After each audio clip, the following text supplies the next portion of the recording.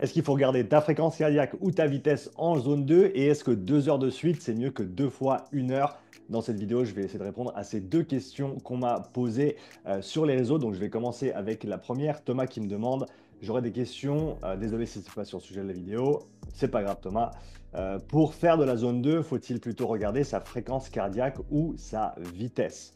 Je te dirais que les 2 sont importants. Bien sûr, je vais détailler ma réponse. Les 2 sont importants et j'ajouterai même un troisième paramètre qui est souvent négligé, c'est celui du ressenti, qu'on appelle couramment le RPE. En anglais, ça veut dire Rating of Perceived Exertion ou l'évaluation de l'effort perçu. Très simplement, sur une note de 1 à 10, quelle est la difficulté de ton effort? Et ça, c'est une mesure qu'on oublie souvent parce que dans notre monde connecté, on veut toujours se fier à nos montres et à tous les autres outils qu'on peut avoir à disposition pour quantifier de manière objective ce qui se passe. Mais ce que j'aime bien dire, c'est qu'il n'y a rien de plus objectif que le subjectif. Il n'y a rien de plus objectif que ce que toi, tu perçois comme difficulté. Et on sait qu'il y a une relation très, très rapprochée entre ce que tu ressens et ce qui se passe véritablement à l'intérieur de ton corps. Donc on peut dire que le RPE, le ressenti, c'est une mesure de charge interne qui va très bien être corrélée à ce qui se passe au niveau de ton lactate sanguin, au niveau de ta fréquence cardiaque. Donc c'est intéressant de rajouter cette mesure, déjà parce qu'elle ne requiert aucun outil de mesure, et donc tu peux l'utiliser dans toutes les circonstances.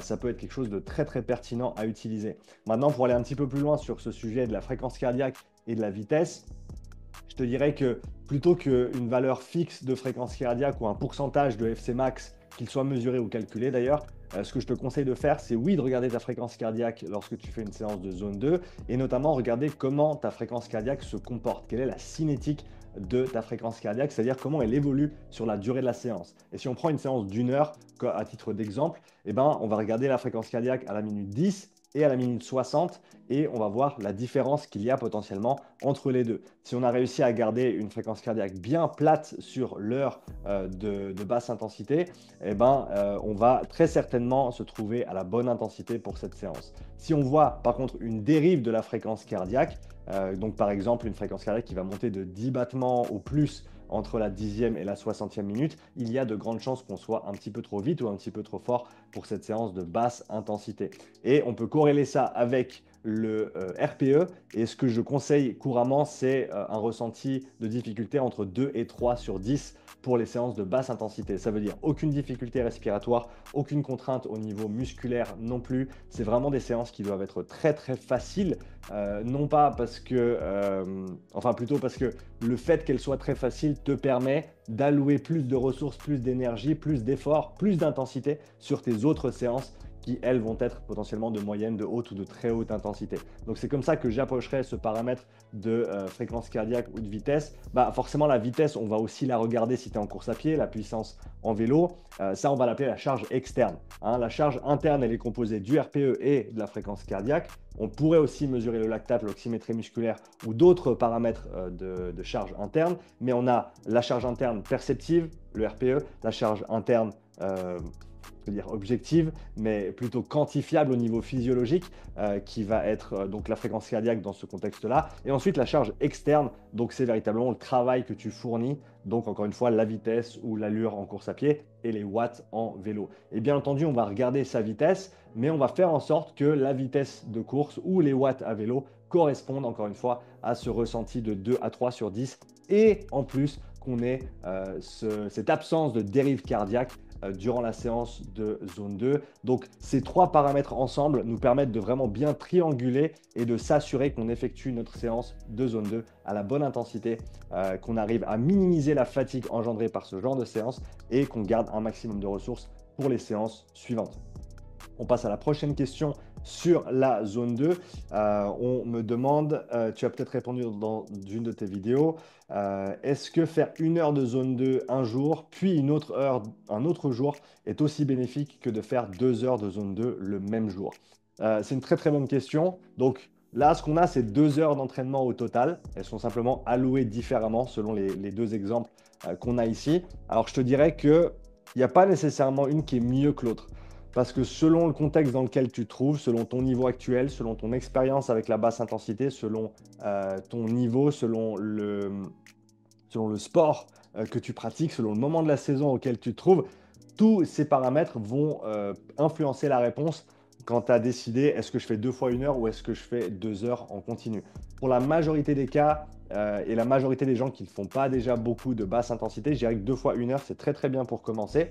Et je considérerais les 2 heures en continu comme une progression, une suite logique. Alors peut-être pas tout de suite après les 2 fois 1 heure, il y a des étapes de progression entre, mais ce que j'aime bien dire, c'est qu'on veut tendre vers l'extensification, vers le fait de rendre ces séances plus longues, parce qu'on sait que la durée, c'est un des facteurs de progrès, notamment au niveau de la résistance à la fatigue, ce qu'on appelle la durabilité.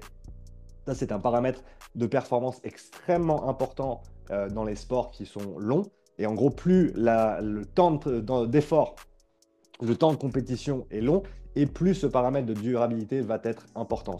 Alors, si on pense par exemple au triathlon, triathlon de longue distance, Ironman, ou des ultra-trails, ou des ultramarathons, ou du cyclisme ultra, ben là, le paramètre de durabilité, le fait de résister à la fatigue et pouvoir performer proche de notre potentiel, même avec énormément de travail, énormément de fatigue accumulée, c'est quelque chose qui devient très très important. Donc je dirais que plus ton sport est de longue durée, et plus le fait de faire des séances longues va être important.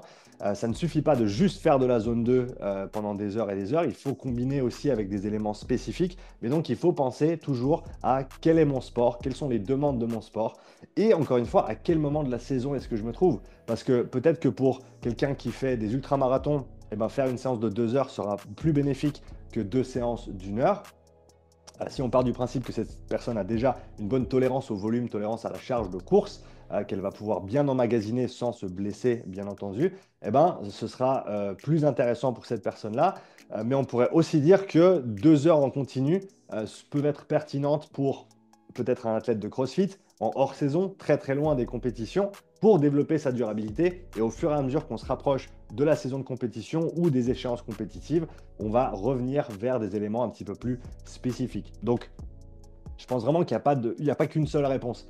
Comme tu l'as vu depuis le début de cette vidéo, entre 2 fois 1 heure et 2 heures en continu. Mais ce que je te dirais, c'est que si aujourd'hui 2 heures en continu te semble très très long, paye d'abord tes galons avec 2 fois 1 heure, progresse ensuite sur 1h15, progresse sur 1h30, progresse sur 1h45, progresse sur 2 heures progressivement. Tu pourras ensuite faire tes 2 heures en continu et ça te sera bénéfique, notamment dans le contexte de la durabilité, mais en prenant en compte quand même que ces séances de 2 heures et plus vont avoir une charge plus importante que juste faire 1 heure, surtout si tu as l'habitude de faire des événements un petit peu plus longs. Donc, il faut considérer ça aussi dans sa charge d'entraînement et comment on va l'organiser. Merci pour vos questions. J'espère que j'aurai répondu aux différentes requêtes dans cette vidéo. N'hésite pas à me poser des autres questions dans les commentaires et on se voit dans la prochaine vidéo. Ciao!